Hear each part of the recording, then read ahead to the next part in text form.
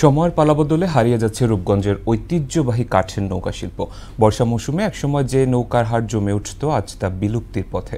ঐতিহ্যবাহী এই শিল্পের সঙ্গে জড়িতরা অভাব অনটনে এখন আর ভালো নেই। কাঠের নৌকা শিল্পকে টিকিয়ে রাখতে কম সুদে ঋণ সহায়তার কথা জানান উপজেলার নির্বাহী কর্মকর্তা সাত্তার আলী সোহেলের প্রতিবেদন, জানাচ্ছেন আফরিন পপি। কয়েক দশক আগেও নারায়ণগঞ্জের রূপগঞ্জ উপজেলার গোলাকান্দাইল, ভোলানাথপুর, কায়েতপাড়া, রূপসী, কাঞ্চন, তারাবো ও মুড়াপাড়া এলাকায় বর্ষা এলে নানা হাটে কাঠের নৌকার জমজমাট বেচা কেনা হতো।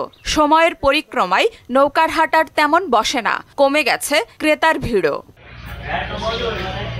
একসময় রূপগঞ্জ ও ডেমরার আশেপাশের গ্রামগুলোতে বর্ষা শুরুর আগেই তৈরি হতো অসংখ্য নৌকা। চাহিদা থাকায় অনেকেই এই পেশাকে জীবিকার প্রধান উৎস হিসেবে গ্রহণ করেছিলেন। আগে এক মৌসুমে যত নৌকা তৈরি হতো, এখন তার 1/3 হয় না। ভালো নেই এ শিল্পের সঙ্গে জড়িতরা।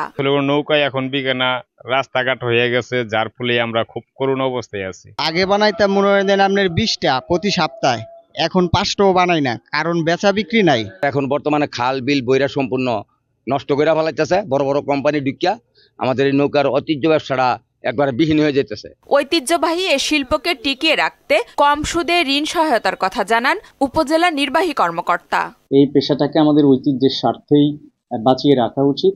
আমাদের এই রূপগঞ্জে এবং ঢাকার ওপাশে ডেমরার সাইডে অনেক নৌকা তৈরি হয়, তো আমরা সেটি খোঁজ খবর পেয়েছি। আমরা উপজেলা থেকে তাদেরকে স্বল্প মূল্যে স্বল্প ঋণে আমরা ঋণ প্রদান করে থাকি।